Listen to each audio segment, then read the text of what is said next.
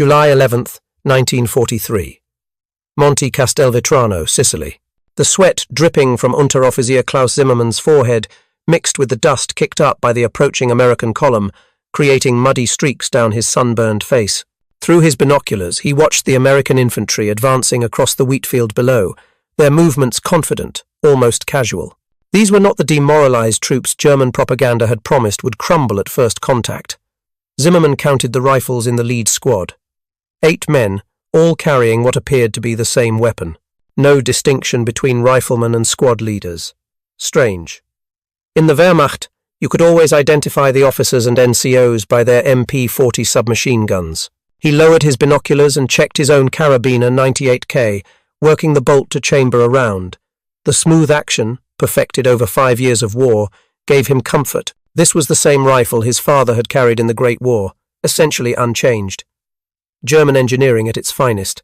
The first shot would reveal something that would haunt German infantry for the remainder of the war. Zimmermann squeezed the trigger, watching through his scope as an American soldier dropped. But before he could work the bolt for a second shot, the entire American squad had gone to ground and was returning fire. Not the scattered, intermittent fire he expected from bolt-action rifles, but a continuous stream of aimed shots that forced him to duck behind the stone wall. Chips of limestone exploded around his position as 8 rifles maintained a rate of fire that should have required twice that number of men. Gefreiter Hans Weber, crouched beside him, shouted over the din. "They are all shooting. How are they all shooting so fast? No one is reloading." This was the moment German infantry across Sicily began to understand that everything they had been told about American military weakness was a lie. The mathematics of fire, superiority, drilled into every Wehrmacht recruit since basic training, had suddenly shifted against them. A German infantry squad with 5 Kar 98K rifles could produce perhaps 25 to 30 aimed shots per minute. An American squad with 8 M1 Garands could produce 3 times that volume while maintaining accuracy. By sunset that first day, Zimmermann's platoon had been forced to withdraw 3 kilometers. Of his 32 men, 11 were casualties. In his after-action report, discovered in German military archives in 1987, he wrote a single line that would be echoed by thousands of German soldiers. The Americans possess a semi-automatic rifle of devastating effectiveness. The roots of this technological mismatch stretched back 2 decades. In 1923, while Germany was still prohibited from military development under the Treaty of Versailles, the United States Army had already begun investigating semi-automatic rifle designs. John Garand, a Canadian-born engineer at Springfield Armory, started work that year on what would become the M1 rifle. By contrast, when German rearmament began in 1933, the Wehrmacht chose to refine their existing Mauser design rather than pursue new technology. The Karabiner 98K was an evolution of the Gewehr 98 used in World War I, shortened and modernized but fundamentally the same bolt-action system. German ordnance experts believed that ammunition consumption concerns and mechanical complexity made semi-automatic rifles impractical for general issue. This decision, seemingly logical in 1935, would prove catastrophic by 1943. Major Wilhelm von Steuben of the 15th Panzergrenadier Division, captured in Sicily in August 1943, provided American intelligence with crucial insights. In post-capture interviews, he admitted, "We knew of semi-automatic rifles. We had our own Gewehr 41 in limited production since 1941, but it was unreliable and complex. We believed the Americans lacked the industrial capacity to produce reliable semi-automatics in significant numbers. We thought they would have a few, perhaps for special units.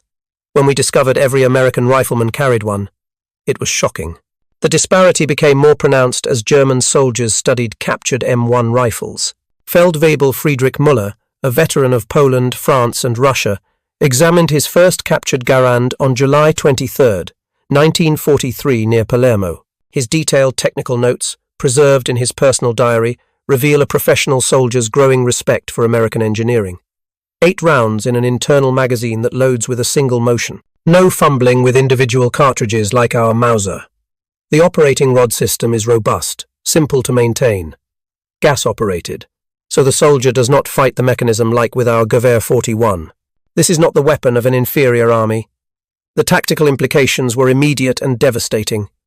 German infantry doctrine since World War I had emphasized the rifle squad supporting the light machine gun. The MG-34 or MG-42 provided the squad's primary firepower, with riflemen protecting and supplying the gun crew.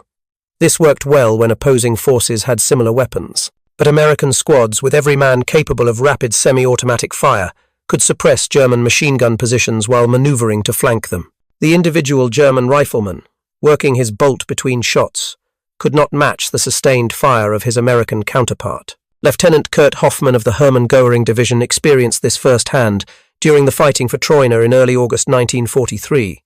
The Americans would pin down our MG position with concentrated rifle fire, not machine gun fire, rifle fire. 8 or 10 of their semi-automatic rifles could put out a wall of lead that kept our gunner's head down. Meanwhile, other squads maneuvered on our flanks. We tried to respond, but 5 bolt-action rifles cannot suppress 8 semi-automatics. The mathematics were always against us. The psychological impact was equally significant. German soldiers had been indoctrinated with beliefs about American weakness, their inability to produce quality weapons, their soldiers' lack of fighting spirit. The M1 Garand shattered these illusions with every engagement. Obergefreiter Paul Kruger wrote to his wife on August 1, 1943, in a letter that German censors should have blocked but somehow passed through. The Americans have better rifles than us. I never thought I would write those words. Every one of their infantry carries a self-loading rifle that fires as fast as they can pull the trigger. We must work the bolt between each shot like in father's time. How is this possible? We were told we had the finest weapons in the world. The Italian campaign, beginning in September 1943, only reinforced these lessons. At Salerno, German defenders faced fresh American divisions fully equipped with M1 rifles. General Major Rudolf Sickenius, commanding the 16th Panzer Division, reported to Kesselring, "The American infantry possesses a significant advantage in individual firepower. Their semi-automatic rifle allows them to maintain fire superiority even when outnumbered. Our men must rely on machine guns and mortars to compensate." The mountains of Italy should have favored the defending Germans, but the M1's advantages persisted. In the long-range engagements common in Italian mountain warfare, American soldiers could fire multiple aimed shots in the time it took a German soldier to fire one and work his bolt. More critically, the American could fire those shots without losing his sight picture, maintaining his aim on target while the German had to reacquire after working the bolt. Gefreiter Werner Hartmann, defending a position near Cassino in January 1944, described a typical engagement in a letter to his brother. "I see an American 300 meters away. I fire and miss. By the time I work the bolt and reacquire him in my sights, he has fired 3 rounds at me. The last one clips the stone inches from my head. I duck down. When I look again, he has moved position and I must start over. Meanwhile, his squad mates are also firing rapidly. We cannot win these shooting contests." The Wehrmacht's response was telling. Production of the Gewehr 43 semi-automatic rifle, an improved version of the problematic G41, began in October 1943. But the weapon never achieved widespread distribution. By war's end, approximately 402,000 G43s were produced throughout the entire war, compared to 5.4 million M1 Garands manufactured during World War II. The German semi-automatic was also more complex, less reliable, and required special training to maintain. Most went to snipers or special units rather than general infantry issue.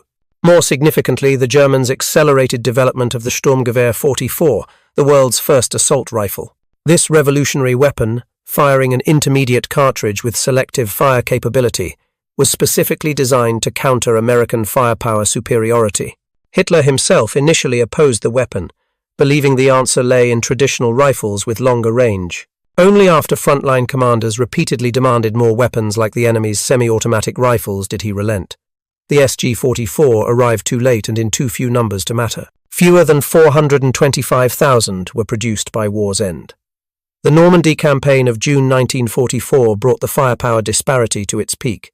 German units, many now filled with older men and former rear area troops, faced fresh American divisions armed to the teeth with semi-automatic weapons. Not just M1 rifles, but M1 carbines for support troops, giving even truck drivers and clerks semi-automatic firepower. The hedgerow country of Normandy, with its close-range firefights, multiplied the M1's advantages. Hauptmann Georg Meyer of the 352nd Infantry Division described the shock of facing American firepower in a post-war memoir. "In Russia, we could hold positions against superior numbers because the enemy also used bolt-action rifles. One well-trained German rifleman equaled one Russian. In Normandy, one American rifleman equaled two of ours in firepower. When they attacked, it sounded like everyone had a machine gun. The psychological effect on green troops was devastating. The young German soldiers, many born in 1926 or 1927 and rushed through training, were particularly affected. Unlike veterans who had learned to compensate through tactics and experience, these teenagers faced American firepower with little more than hasty training and obsolete weapons. Grenadier Helmut Wagner, 17 years old during the Normandy battles, recalled, "They told us in training that the German soldier's superiority lay in his marksmanship and discipline. That one German was worth 3 Americans. Then I faced Americans in combat. While I fired one shot and worked my bolt, 3 Americans each fired 3 shots back. The mathematics of our superiority collapsed in seconds.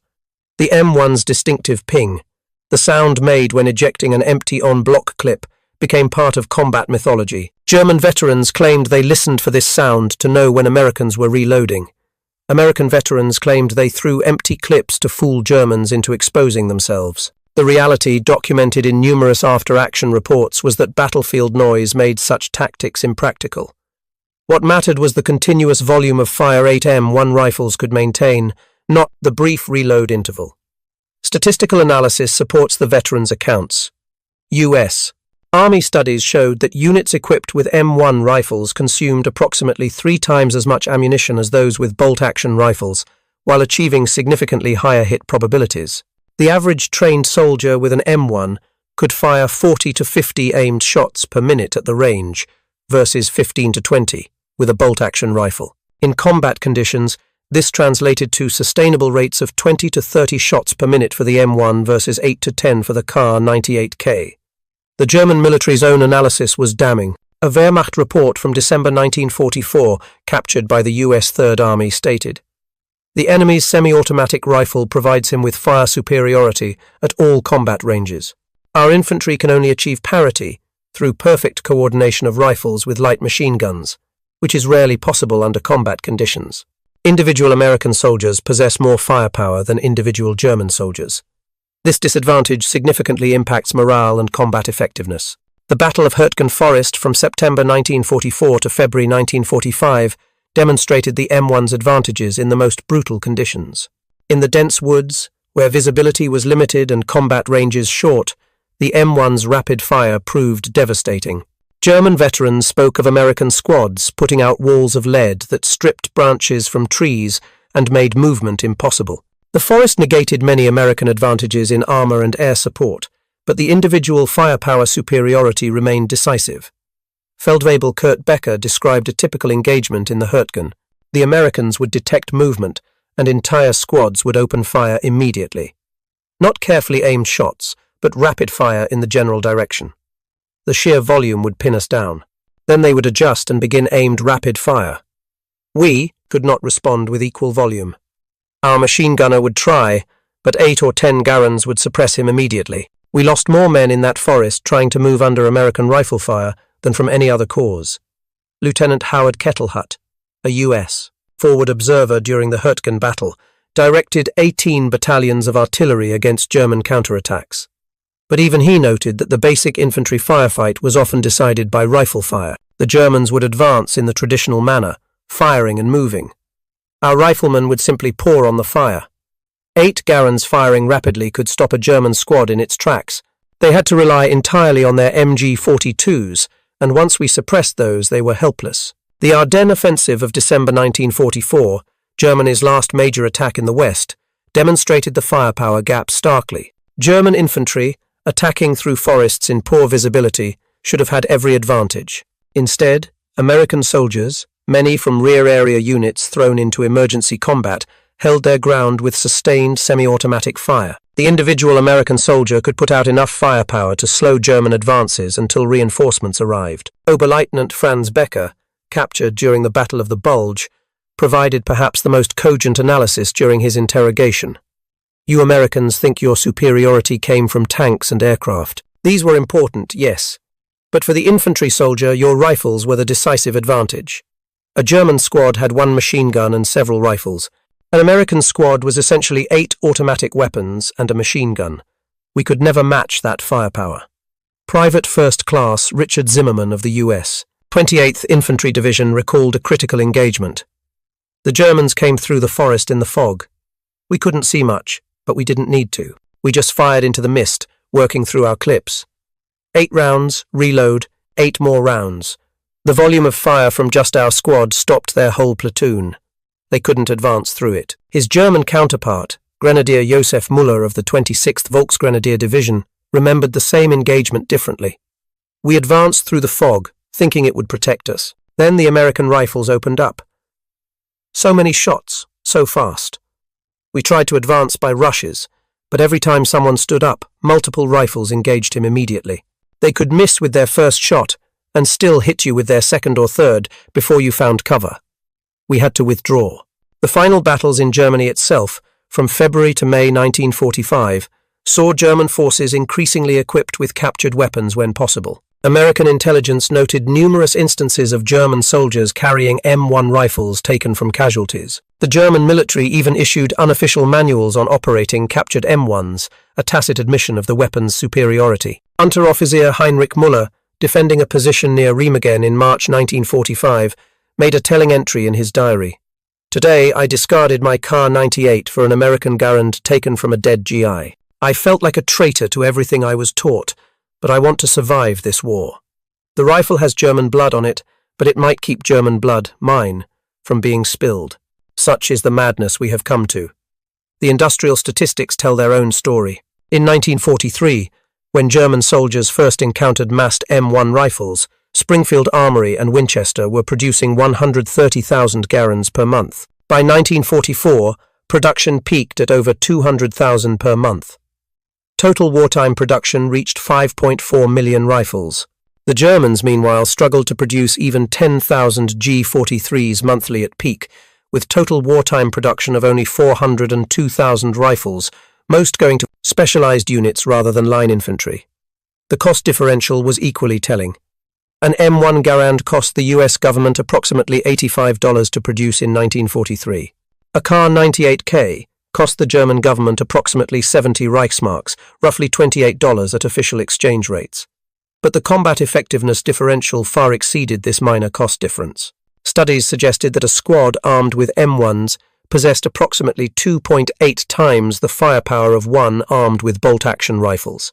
German attempts to copy captured Garands failed due to lack of appropriate materials and manufacturing capability. The specific steel alloys required for the operating rod and bolt, the precise tolerances necessary for reliable gas operation, the quality control needed for mass production, all exceeded German capabilities by 1944. They could make individual rifles of equal quality, but not millions of them.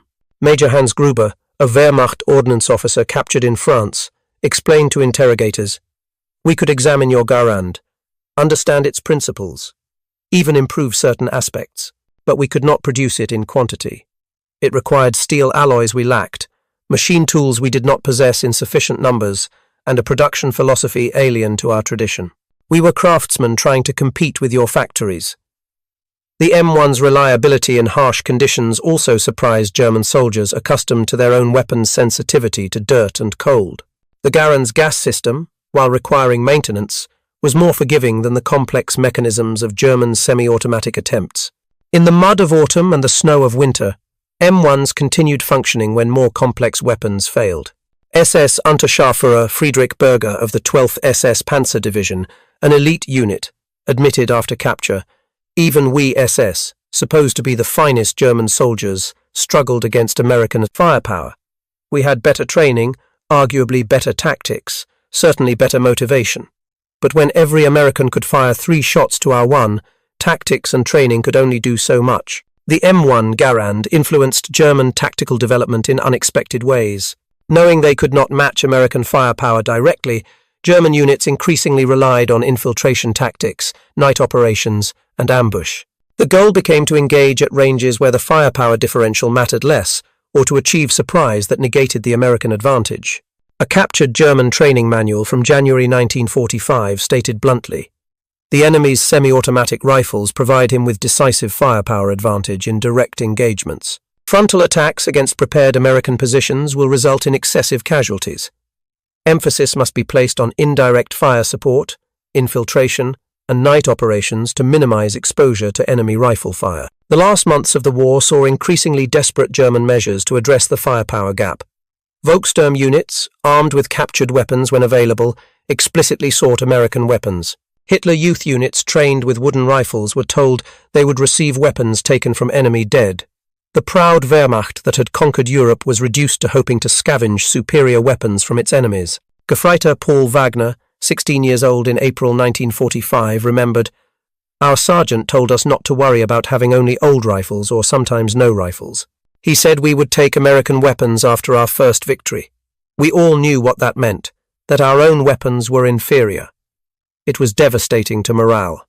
How could we win if we needed to capture enemy weapons to fight effectively?" In May 1945, as Germany surrendered unconditionally, millions of Kar-98K rifles were stacked in Allied depots, symbols of an obsolete military philosophy. The rifles were well made, accurate, reliable, but they belonged to a previous era. The German soldiers who carried them had learned, through bitter experience, that superior engineering meant nothing if the enemy had superior firepower in greater quantities. Post-war analysis by the U.S.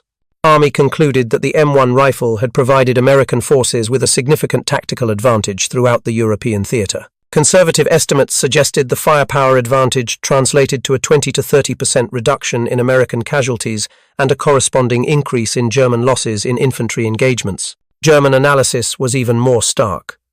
A Bundeswehr study in 1956 concluded that the firepower disadvantage had cost German forces approximately 150,000 additional casualties in the West, soldiers who might have survived with equal weaponry. The study emphasized that future German forces must never again face a firepower disadvantage at the individual soldier level. This lesson was not lost on post-war military thinkers.